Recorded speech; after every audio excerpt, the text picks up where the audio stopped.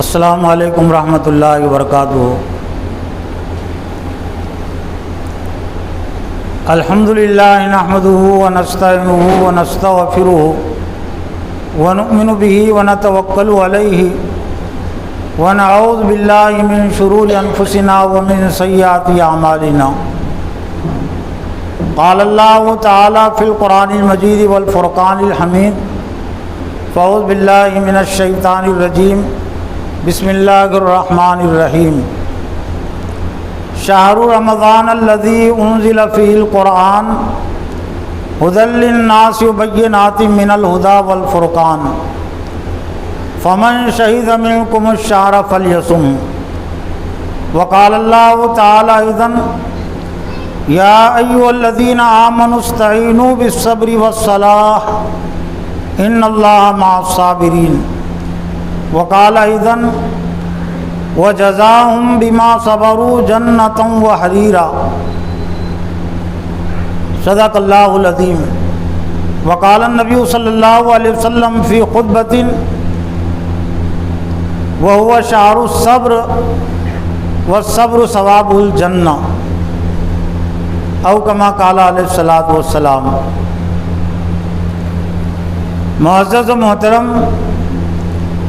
دینی بھائیوں، بزرگوں، نوجوانوں اور خواتین بہنوں، آپ اچھی طرح جانتے ہیں کہ اس وقت ہم ماہ رمضان سے گزر رہے ہیں، اور یہ بھی اچھی طرح ہمیں معلوم ہے کہ ماہ رمضان یہ پوری امت مسلمہ کے لیے تعلیم اور تربیت کا مہینہ ہے۔ تعلیم اور تربیت میں بنیادی طور سے دو چیزیں، دو اعمال، دو عبادتیں بھی انہیں ہم کہہ سکتے ہیں، یہ اثر انداز ہوتی ہے۔ جو دو عبادتیں یا دو اعمال تعلیم اور تربیت میں مستقل طور سے جو اثر انداز ہونے والے ہیں، اور مستقل طور سے جن کا تقاضا اور مطالبہ ہے، ان میں سے ایک ہے تقوی اور دوسرے ہے صبر۔ آج کے اس جمعہ کے مناسبت سے صبر کے عنوان سے اور صبر اور رمضان میں جو تعلق ہے، اس حوالے سے کچھ باتیں پیش کی جائیں گی۔ حضرت صلی اللہ علیہ وسلم نے ایک موقع سے شعبان کے آخری تاریخ میں جو خطبہ دیا تھا، تو اس خطبے میں آپ نے رمضان کی خصوصیات اور رمضان کی صفات بیان فرمائی تھی، اور انہی صفات میں سے ایک اہم صفت اور خصوصیت آپ نے یہ بیان فرمائی تھی، وہ شہر الصبر والصبر ثواب الجنہ۔ یہ صبر کا مہینہ ہے اور صبر کا بدلہ جنت ہے۔ یعنی صرف روزوں کا مہینہ نہیں ہے، صرف تراویح کا مہینہ نہیں ہے، بلکہ صبر کا بھی مہینہ ہے۔ اور صبر کے انعام کے تعلق سے بھی اللہ کے رسول نے فرما دیا، وہ صبر ثواب الجنہ، صبر کا بدلہ، صبر کا انعام جنت ہے۔ تو یہ بڑی کمی کی بات ہوگی تعلیم اور تربیت کے لحاظ سے کہ رمضان کا مہینہ گزر جائے اور صبر کے حوالے سے ہم اپنا جائزہ نہ لیں،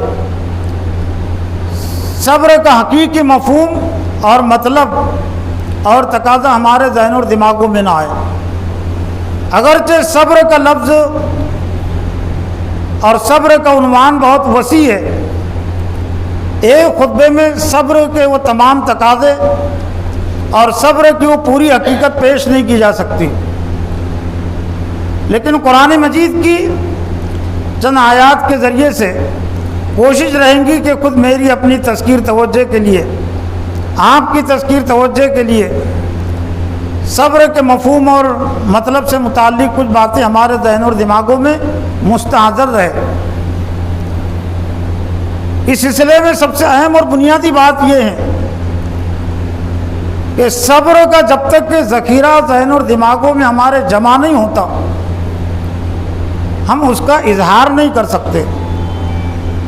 کوئی بھی چیز پہلے جمع کی جاتی ہے، پیدا کی جاتی ہے، فراہم کی جاتی ہے، اور پھر بعد میں اس کا استعمال ہو سکتا ہے۔ ایسا ہو ہی نہیں سکتا کہ ایک شخص کوئی چیز جمع نہ کرے، اس کے پاس اس چیز کا ذخیرہ نہ ہو، اور پھر وقت پڑنے پر، ضرورت پڑنے پر وہ اس چیز کا وہ عملی مظاہرہ کرے۔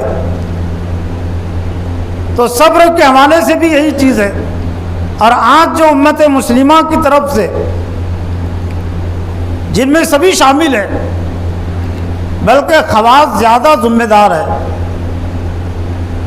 علماء اور ائمہ صبر کے حوالے سے زیادہ ذمہ دار ہے کہ ائمہ کی طرف سے، خواص کی طرف سے صبر کے مفہوم کو سمجھنے اور صبر کی تحریک چلانے کی جو ضرورت تھی امت میں، وہ تحریک نہیں چلائی جا سکی۔ اس لیے دین اور ایمان کی خاطر جب مشکلات، پریشانیاں آتی ہے تو خواص بھی جواب دے دیتے ہیں اور امت بھی جواب دے دیتی ہے، اس لیے کہ صبر کا ذخیرہ وہ ذہن اور دماغوں میں نہیں ہے۔ صبر کے ذخیرے کے لیے، صبر کو جمع کرنے کے لیے خود لفظ صبر کے جو معنی ہیں وہ بھی سمجھنے کی ضرورت ہے۔ اس لیے کہ اس وقت ایک طرح سے ہم دور انحطاط اور دور زوال سے گزر رہے ہیں، اور دور انحطاط اور دور زوال کے، دور پستی کے سب سے زیادہ جو اثرات پڑے ہیں وہ ذہن اور دماغوں پر، وہ یہ کہ دین کی اہم اور بنیادی جو اصطلاح ہے ان کا صحیح مفہوم اور مطلب ذہن اور دماغوں میں نہیں پایا جاتا۔ خود لفظ دین کا صحیح مفہوم اور مطلب ذہن اور دماغوں میں نہیں ہے۔ لفظ تقوی کا مفہوم اور مطلب ذہن اور دماغوں میں نہیں ہے۔ شاید آپ کو بھی اس کا اندازہ اور مشاہدہ ہوتا ہوگا، لیکن علماء حضرات اور مفتی حضرات کو زیادہ مشاہدہ ہوتا ہے، مجھ کو بھی اس کا زیادہ مشاہدہ ہوتا ہے کہ کئی جگہ سے یہ سوالات ہوتے ہیں، یہ مسئلہ پوچھا جاتا ہے کہ ایک شخص بڑا متقی پرہیزگار ہے لیکن اس کی کمائی حرام کی ہے، وہ رشوت لیتا ہے، لوگوں کو دھوکہ دیتا ہے، تو اس کے گھر کی دعوت قبول کرنا جائز ہے یا نہیں ہے؟ میں نے بات برائے بات کے لیے بات نہیں رکھی، آپ اس پر غور کیجئے کہ سوال یہ تھا کہ ایک شخص بڑا متقی پرہیزگار ہے لیکن اس کی کمائی حرام کی ہے، تو تقوی کا مفہوم کیا ہے معاشرے میں؟ گویا کہ وہ ایسے شخص کے متعلق مسئلہ پوچھ رہا ہے جس کا حلیہ بشرا بالکل صحیح ہے، جس کی داڑھی بھی لمبی ہے، کپڑے بھی اس کے صحیح ہے، اور وہ نمازوں کا اہتمام بھی کرتا ہے، نوافل کا اہتمام بھی کرتا ہے، تو صرف وہ تقوی کا اس کے ذہن اور دماغ میں یہی مفہوم ہے کہ جس کے صحیح کپڑے درست ہو جائے، جس کی عبادات صحیح ہو جائے تو وہ متقی پرہیزگار ہے۔ کیا اتنا ہی تقوی کا مفہوم ہے؟ کیا متقی شخص کبھی حرام کمائی کھا سکتا ہے؟ لیکن امت کی یہ ناقص ذہنی کا ایک طرح سے واضح ثبوت ہے۔ تو خیر، صبر کے حوالے سے بھی اگر ہم جائزہ لیں تو آج صبر کا وہ مفہوم ذہن اور دماغوں میں نہیں، اس لیے اس کا اظہار نہیں ہو پاتا، ہم صبر کا مظاہرہ نہیں کر پاتے، اس کا مفہوم مطلب ذہن میں نہیں ہونے کی وجہ سے۔ عام طور سے صبر کا مفہوم مطلب جو ذہن اور دماغوں میں ہے وہ یہ کہ کسی چیز کے انتظار کا نام ہے صبر۔ کوئی چیز نہیں مل رہی ہے تو نہیں ملنے کا انتظار کرنا، اس کو کہتے صبر۔ اور عام فہم ہے، دعوتوں میں بھی اس کا اظہار ہوتا ہے کہ دعوت میں 500-600 لوگ شریک تھے، بیٹھنے کے لیے 200-300 کا انتظام تھا، تو جو باقی لوگ ہیں ان کو کہا جاتا ہے کہ صبر کیجئے، اور وہ کہتے ہیں کہ ہم صبر کر رہے ہیں، یعنی کھانے کے انتظار کے لیے صبر کا لفظ، اور پھر کچھ نہیں کرنے کا نام بھی صبر رکھ دیا گیا۔ ہاتھ پر ہاتھ رکھ کر بیٹھ جانا، لوگ اس کو صبر کہتے ہیں، جبکہ قرآنی جو صبر ہے جو دینی صبر ہے تو دور دور تک اس سے اس کا کوئی تعلق نہیں. انتظار کے لیے خود قرآن مجید میں انتظار کے الفاظ ہے. قرآن مجید میں انبیاء علیہ السلام کے حوالے سے خود حضرت محمد صلی اللہ علیہ وسلم کے حوالے سے بات کہی گئی کہ انہوں نے دعوت دی اور وہ قوم اختلاف کرتے رہی, جھٹلاتے رہی, تو ان سے کہا فانتظروا انی معکم من المنتظرین, تم انتظار کرو, انی معکم من المنتظرین, میں بھی تمہارے ساتھ انتظار کرنے والا ہوں, تم انتظار کرو. تو انتظار کے لیے تو خود لفظ انتظار ہے قرآن مجید میں. اب صبر کے لیے کیا مفہوم ہے؟ قرآن مجید ہی کی آیت سے ہم بخوبی سمجھ سکتے ہیں, اور وہ تو تفصیل طلب آیات ہے, بہت زیادہ آیاتیں ہیں, لیکن صرف 2 نبیوں کے حوالے سے, 2 نبیوں نے جو صبر کا استعمال کیا, اور ایک اللہ تعالیٰ کی طرف سے جس کی بادشاہت کا اعلان ہوا تھا, حضرت طالوت. تو طالوت کے لشکر کے سپاہیوں نے, لشکر نے ایک موقع سے جو دعا کی تھی, تو اس سے ہم صبر کے مفہوم کو, مطلب کو سمجھ سکتے ہیں. حضرت طالوت یہ اللہ تعالیٰ کے وہ برگزیدہ بندے ہیں کہ جب بنی اسرائیل کے سرداروں نے اپنے وقت کے نبی حضرت شمیل سے بادشاہ کی دعا کی کہ ہمارے لیے کوئی بادشاہ مقرر کر دیجئے, تو اللہ تعالیٰ نے ان کے لیے طالوت کو بادشاہ مقرر کیا. طالوت اپنا لشکر لے کر نکلے, جالوت سے مقابلہ تھا, لیکن چونکہ لشکر میں بہت سارے ایسے افراد تھے جن کی ابھی تربیت نہیں ہوئی تھی, تو اللہ تعالیٰ نے ایک امتحان کی صورت رکھی کہ ان اللہ مبتلیکم بنہر, اللہ تعالیٰ ایک نہر کے ذریعے سے تمہارا امتحان لے گا, پانی کی ایک ندی کے ذریعے سے تمہارا امتحان لے گا. فمن شریب منہ فلیس منی, اور جو اس نہر اور ندی سے پانی پیے گا اس سے میرا کوئی تعلق نہیں ہوگا, میرا ساتھ نہیں رہ سکے گا. ومن لم یتم فإنہ منی, اور جو پانی نہیں پیے گا وہ مجھ سے ہوں گا. ہاں ایک چلو کی گنجائش رکھی گئی, مٹھی بھر پانی اگر پی لے, الا غرفتم بیدہ فشربوا منہ الا قلیلا منہم, لیکن اللہ نے تبصرہ کیا کہ اکثر لشکر کے اکثر سپاہیوں نے پانی پی لیا, الا قلیلا منہم, لیکن جو تھوڑے لوگ تھے انہوں نے پانی نہیں پیا. فلما جاوز وہ الذین آمنوا معه قالوا لا طاقت لنا اليوم بجالوت وجنودہ, جب لشکر آگے بڑھا تو جنہوں نے پانی پی لیا تھا, تو حالانکہ ان کی پیاس بجھ گئی تھی, تو انہوں نے تو زیادہ برداشت کرنا چاہیے تھا, جنگ سے اور لڑائی سے انہوں نے نہیں ڈرنا چاہیے تھا, انہوں نے ڈرنا چاہیے تھا جنہوں نے پانی نہیں پیا تھا. لیکن جنہوں نے پانی پیا تھا انہوں نے صاف جواب دے دیا حضرت طالوت کو, لا طاقت لنا اليوم بجالوت وجنودہ, آج ہمارے اندر جالوت اور اس کے لشکر سے مقابلے کی طاقت نہیں ہے. لیکن وقال الذین یظنون انہم ملاقو اللہ, لیکن جو اللہ پر یقین رکھتے تھے ان کی تعداد بہت کم تھی, اور بعض روایت سے بات معلوم ہوتی ہے کہ ان کی تعداد اتنی تھی جو جنگ بدر میں اہل ایمان کی تعداد تھی, یعنی 313 کے قریب. تو انہوں نے کہا کم من فیۃ قلیلۃ غلبت فیۃ کثیرۃ باذن اللہ واللہ مع الصابرین. 12 ایسا ہوا کہ ایک تھوڑی سی جماعت بڑی جماعت پر غالب آ گئی, اور اللہ تعالیٰ صبر کرنے والوں کے ساتھ ہے. کون ہے صبر کرنے والے؟ برداشت کرنے والے, دین اور ایمان کی خاطر جو تکلیفیں پہنچتی ہے ان کو جو برداشت کرتے ہیں, تو ان کو قرآن مجید میں اللہ تعالیٰ نے صابرین قرار دیا. اور پھر یہ طالوت کے لشکر کے سپاہیوں نے جو دعا کی اس موقع پر, ولما برزوا لجالوت وجنودہ, جب ان کا آمنا سامنا ہوا جالوت کے لشکر سے, کہ جالوت کا لشکر سامنے پڑاؤ کیے ہوئے اور اب جنگ شروع ہونے والی ہے, تو اس موقع پر طالوت کے لشکر کے سپاہیوں نے, مجاہدین نے جو دعا کی تھی, اس دعا سے بھی ہم بخوبی سمجھ سکتے ہیں کہ صبر کا مطلب کیا ہے, صبر کا مفہوم اور تقاضا کیا ہوتا ہے.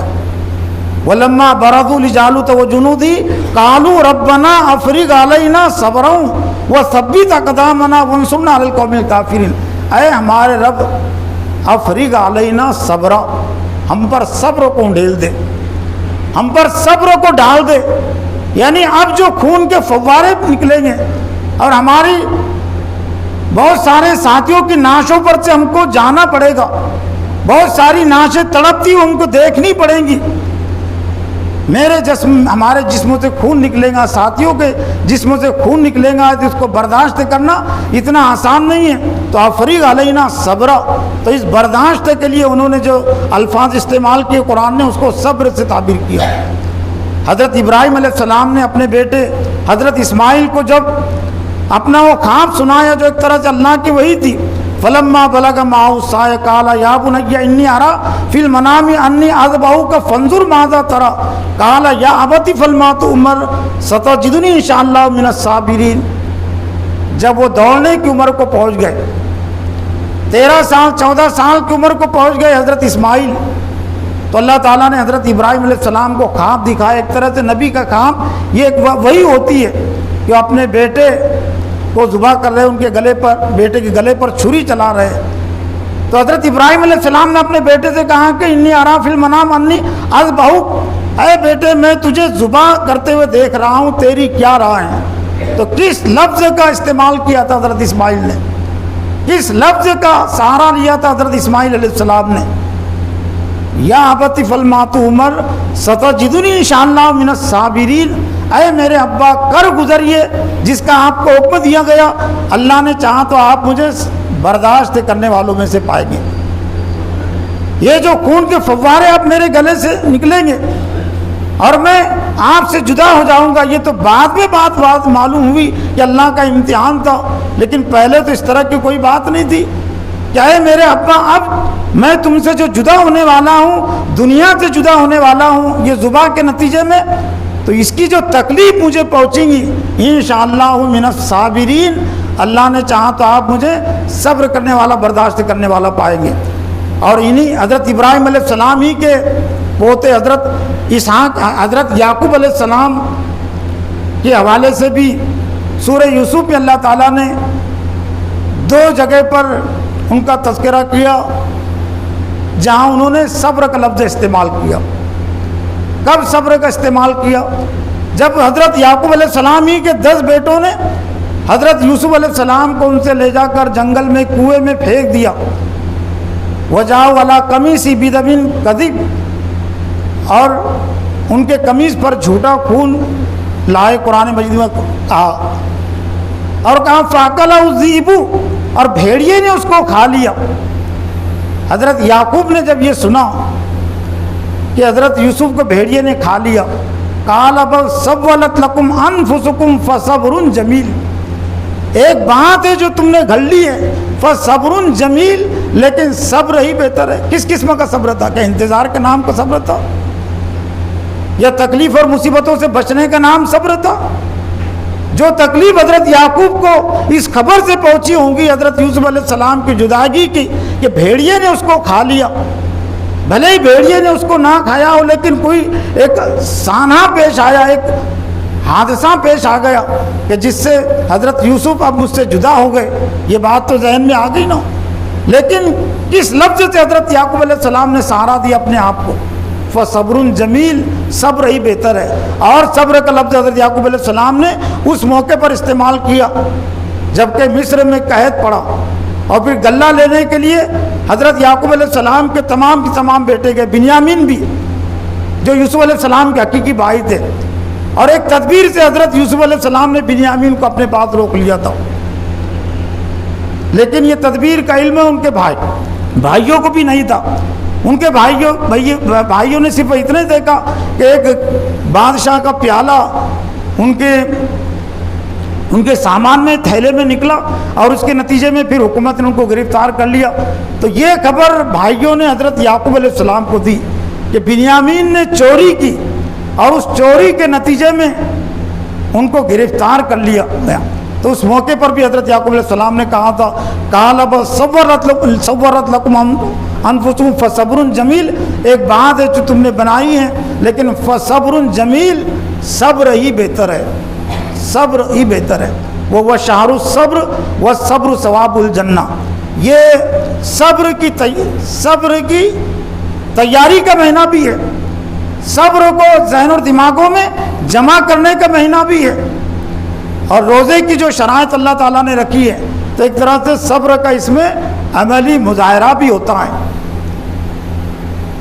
کہ پانی اس کے سامنے ہے، کھانا اس کے سامنے ہے اور بیوی بھی سامنے ہے، لیکن اللہ کی رضا خوشنودی کی خاطر وہ پیاس کی تکلیف کو بھی برداشت کرتا ہے، وہ بھوک کی تکلیف کو بھی برداشت کرتا ہے، اور بیوی سے جدائی کی تکلیف کو بھی برداشت کرتا ہے، بے تعلقی کی تکلیف کو برداشت کرتا ہے، نیند کی تکلیف کو بھی برداشت کرتا ہے۔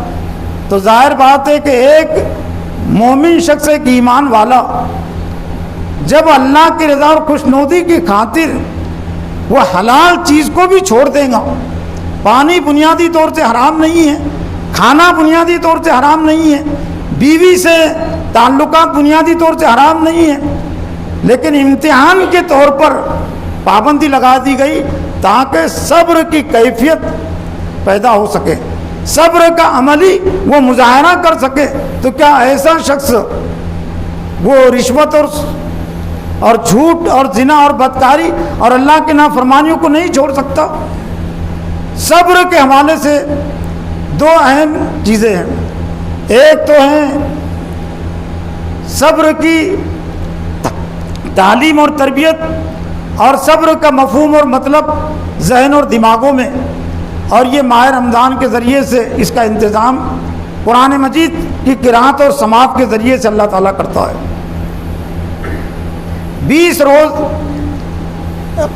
20-22 پارے ہم نے سن لیے، شروع سے لے کر پورا کا پورا قرآن مجید کس تعلیم سے بھرا ہوا ہے؟ وہ تقوی کی تعلیم ہے اور صبر کی تعلیم ہے۔ صبر کی اہمیت اس حیثیت سے بھی آپ سمجھ سکتے ہیں کہ قرآن مجید میں اللہ تعالیٰ نے فرمایا ان اللہ مع الصابرین، بے شک اللہ تعالیٰ برداشت کرنے والوں کے ساتھ ہے، صبر کرنے والوں کے ساتھ ہے، اور یہ ایک مقام پر نہیں ہے، یہ کئی مقامات پر ہے۔ واللہ یحب الصابرین، اللہ تعالیٰ محبت کرتا ہے صبر کرنے والوں سے۔ جنت کی نعمتوں کے حوالے سے کہا گیا کہ جب جنت میں چلے جائیں گے جنتی، سورہ دہر میں کہا گیا وَجَزَاهُمْ بِمَا صَبَرُوا جَنَّةً وَحَرِيرًا، وَجَزَاهُمْ بِمَا صَبَرُوا، یہ جنت ان کو بدلے میں ملی ہے، انعام میں ملی ہے، بِمَا صَبَرُوا، انہوں نے صبر کیا، صبر کے نتیجے میں ان کو جنت ملی ہے۔ اور صرف جنت کے حصولی کے لیے صبر ضروری نہیں ہے، دوزخ سے بچنے کے لیے بھی، ناکامی سے بچنے کے لیے بھی صبر ضروری ہے۔ سورہ عصر میں اللہ تعالیٰ نے بہت ہی کم الفاظ میں وہ سلیبس اور نصاب بیان کر دیا جو ناکامی سے بچانے کے لیے ضروری ہے، جو دوزخ سے بچنے کے لیے ضروری ہے، لازمی اختیاری نصاب نہیں ہے، لازمی شرائط۔ والعصر ان الانسان لفی خسر، قسم زمانے کی تمام انسان خسارے میں، الا الذین آمنوا وعملوا الصالحات وتواصوا بالحق وتواصوا بالصبر، جنہوں نے ایمان لایا اور نیک اعمال کیے اور حق کی تبلیغ کی دعوت دی، نصیحت کی۔ لیکن جو بھی حق کی دعوت دے گا، جو بھی تبلیغ کا کام کرے گا، دین کی جو بھی تبلیغ کرے گا، جو بھی دین کی نصیحت کرے گا، اس پر مصیبتیں پریشانیاں آئیں گی۔ تو لازمی صفات اور لازمی شرائط میں سے دوزخ سے بچنے کا نصاب، ناکامی سے بچنے کا لازمی نصاب وتواصوا بالصبر، جو صبر کی تلقین کرتے، صبر کی دعوت دیتے ہیں، صبر کی تحریک چلاتے ہیں۔ صبر کر لینا کافی نہیں ہے، صبر کی دعوت دینا ضروری ہے۔ وہی الفاظ استعمال ہوئے ہیں جو دین کی دعوت کے لیے استعمال ہوئے ہیں، وتواصوا بالحق کی تحریک اور دعوت جس طرح سے ضروری ہے دوزخ سے بچنے کے لیے، ناکامی سے بچنے کے لیے، تو وتواصوا بالصبر کی تحریک اور دعوت بھی ضروری ہے۔ اور ماہ رمضان میں ہم اگر شعور کے ساتھ اگر ہم قرآن مجید کو سنیں، سمجھ کر ہم قرآن مجید کو سنیں، تو صبر کا ہم اتنا وافر ذخیرہ، صبر کی ہم اتنی مقدار اپنے ذہن اور دماغ میں جمع کر سکتے ہیں جو 11 مہینوں میں ہمیں کام آ سکتی ہے، کافی ہو سکتی ہیں، ہر اس تکلیف کے متعلق، ہر اس مصیبت اور پریشانی کے مطابق جو دین کے سلسلے میں آ سکتی ہے۔ یہ قرآن مجید کیا ہے؟ یہ قرآن مجید ایک طرح سے 8.5 1000 سالہ انسانی تاریخ کا خلاصہ اور نچوڑ اپنے اندر لیے ہوئے. 8,500 تاریخ کا لفظ میں اس لیے استعمال کر رہا ہوں کہ بہت سارے محققین کی تحقیق یہ ہے کہ حضرت آدم علیہ السلام کے زمانے کو یا دنیا میں جب سے انسان آیا تو 10,000 سال کا عرصہ ہو رہا ہے. تب 10,000 سال میں سے حضرت محمد صلی اللہ علیہ وسلم کے زمانے کو 1,500 سال کا عرصہ ہو رہا ہے. 1,500 سال کو نکال لیجئے تو 8,500 سالہ تاریخ ہے اس میں جو حضرت آدم علیہ السلام سے شروع ہوتی ہے. اور ہم یوں بھی کہہ سکتے ہیں کہ 8,500 سالہ صبر کی تاریخ ہے قرآن مجید میں. اگرچہ حضرت آدم علیہ السلام کے کوئی دعوتی مخالفین نہیں تھے معاشرے میں، سب سے پہلے مسلم تھے، سب سے پہلے نبی تھے، سب سے پہلے انسان تھے، لیکن آزمائش شرط ہے. جب بیرون سے آزمائش نہیں آتی ہے، باہر کی تکلیفیں مصیبتیں پریشانیاں کم ہوتی ہے، بند ہو جاتی ہے، تو اللہ تعالیٰ اندرون سے آزماتا ہے. بیٹے کے ذریعے سے اللہ تعالیٰ نے حضرت آدم علیہ السلام کو آزمایا اور ان کے بیٹے قابل نے حابل کو قتل کر دیا. تو کیا کم بڑی آزمائش تھی حضرت آدم علیہ السلام کے لیے؟ پتھر سے مارنے کی جو تکلیف ہو سکتی ہے، آگ میں جلانے کی جو تکلیف ہو سکتی ہے، میرا اپنا احساس یہ ہے کہ یہ اس تکلیف کے مقابلے میں وہ تکلیف زیادہ ہوگی کہ کوئی باپ یہ سنے کہ اس کے بیٹے نے اس کے بیٹے کو قتل کر دیا، اس کا ناحق خون کر دیا. پھر حضرت نوح علیہ السلام کا زمانہ ہے. یہ حضرت نوح علیہ السلام کا تذکرہ آ چکا، اور جتنے انبیاء علیہ السلام گزرے ہیں تو یہ ایک طرح سے 17 تراویح میں ہم نے تمام انبیاء کا تذکرہ سن لیا. اور اب اس کے بعد تذکرہ آئیں گی بھی تو اضافی تذکرہ تکرار کے ساتھ تذکرہ آئے گا. 950 سالہ تاریخ حضرت نوح علیہ السلام کی، تو گویا کہ حضرت نوح علیہ السلام کی جو زندگی ہے وہ 950 سالہ صبر کا نمونہ اپنے اندر لیے ہوئے. حضرت ابراہیم علیہ السلام کی زندگی 100 سالہ صبر کا نمونہ اپنے اندر لیے ہوئے. اور حضرت موسیٰ علیہ السلام کی زندگی، جتنے بھی انبیاء علیہ السلام ہیں ان تمام انبیاء کی زندگیاں جہاں تقوی کا نمونہ لیے ہوئے ہیں تو وہیں پر دین اور ایمان کی خاطر آنے والی تکلیفوں اور مصیبتوں اور پریشانیوں کو برداشت کرنے کا نمونہ لیے ہوئے ہیں. اور آخر میں حضرت محمد صلی اللہ علیہ وسلم کی زندگی، اگرچہ 23 سالہ زندگی ہے، 23 سالہ تحریک آپ کی قیادت اور آپ کی عمارت میں چلی، لیکن اگر یہ کہا جائے تو بیجا نہیں ہوگا کہ یہ 23 سالہ تحریک، اسلامی تحریک، قرآنی تحریک، دینی تحریک جو حضرت آدم علیہ السلام سے لے کر حضرت محمد صلی اللہ علیہ وسلم تک چلی ہے، 8,500 سالہ اسلامی تحریک کا نچوڑ اور خلاصہ حضرت محمد صلی اللہ علیہ وسلم کی سرپرستی اور قیادت میں چلنے والی یہ 23 سالہ تحریک پورا نچوڑ اور خلاصہ لیے ہوئے. کیا آپ کا دور مکی اور کیا آپ کا دور مدنی، یہ دونوں ہی دور یہ صبر کی تعلیم سے بھرے ہوئے ہیں. دین اور ایمان کی خاطر جو مصیبتیں پریشانیاں آئی آپ پر اور آپ کے ماننے والوں پر آئی، یہ رمضان کی 17 تاریخ ہے آج، اور یہ عظیم تاریخ کی یاد بھی دلاتی ہے آج کی تاریخ. آج کا روزہ وہ ہے میدان بدر، جنگ بدر. جنگ بدر یہ رمضان کی 17 تاریخ میں ہوئی، اور یہ اس کا کوئی ثبوت نہیں ہے کہ سفر میں روزے قضا کرنا تو جائز ہے، بعد میں کر سکتے ہیں، لیکن بہرحال اس کا کوئی ثبوت مجھ کو کتابوں میں نہیں ملا کہ تمام کے تمام صحابہ اکرام وہ روزہ چھوڑنے کی جو گنجائش ہے وہ اختیار کیے ہوئے تھے، حالانکہ سفر میں روزہ قضا کر سکتے ہیں، لیکن اس کا بھی کوئی ثبوت نہیں. 17 رمضان کی تاریخ کس طرح کا صبر، 1000 کا لشکر ہے، 313 کا لشکر ہے اہل ایمان کا، اور پھر کس حالت اور کیفیت میں. ایک ہے اپنے مخالفین پر ہتھیار چلانا جو پہلے سے دشمن ہے، جو پیدائشی لحاظ سے بھی دشمن ہے اور نظریاتی لحاظ سے بھی دشمن ہے، دین کے لحاظ سے بھی دشمن ہے، تو ان پر ہاتھ اور ہتھیار اٹھانا بڑا آسان ہے.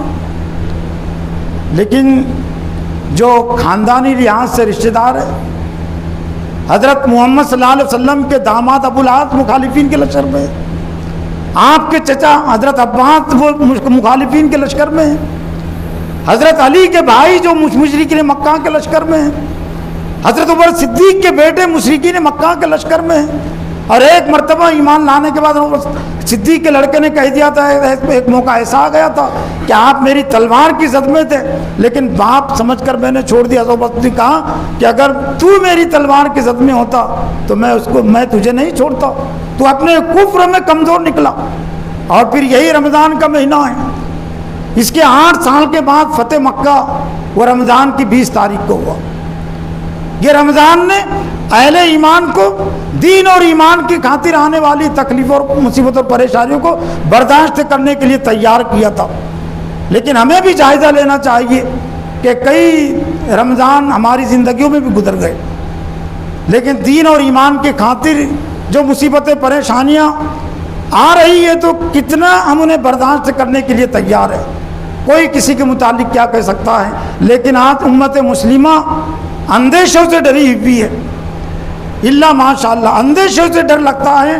آج ہم کو اگر ہم نے یہ بات کہی تو فلاں مصیبت اور پریشانی آ جائیں گی، تو رمضان اس کے لیے نہیں آیا تھا، رمضان صبر کے ذخیرے کے لیے آیا ہے۔ ورنہ اگر ہم نے ایسے ہی گزار دیا تو پھر وہ تنبیہ اور وعید بھی ہم پر چسپاں ہو جائیں گی۔ کم من صائم لیس لہ من صیام الا الظمأ وکم من قائم لیس لہ من قیام الا السحر۔ کتنے روزے دار ایسے ہیں کہ ان کو بھوکا پیاسا رہنے کے علاوہ کچھ نہیں ملتا، اور کتنے ہی راتوں میں قیام کرنے والے ایسے ہیں کہ جاگنے کے علاوہ ان کو کچھ نہیں ملتا۔ تو محترم حضرات، ضرورت اس بات کے جس طرح سے نبی صلی اللہ علیہ وسلم نے فرمایا وہ شہر الصبر والصبر ثواب الجنہ، یہ صبر کا مہینہ ہے، صبر کی تیاری کا مہینہ ہے، صبر اپنے اندر پیدا کرنے کا مہینہ ہے، اور صبر کے استعمال اور صبر کے مظاہرے کا بھی مہینہ ہے۔ تو ہم زیادہ سے زیادہ صبر کا وافر ذخیرہ اور خزانہ اپنے اندر جمع کریں، تاکہ ہم رمضان کے علاوہ دنوں میں سال بھر ہم اس کا استعمال کر سکیں اور سال بھر یہ صبر ہمارے کام آ سکے۔ وآخر دعوانا ان الحمد للہ رب العالمین۔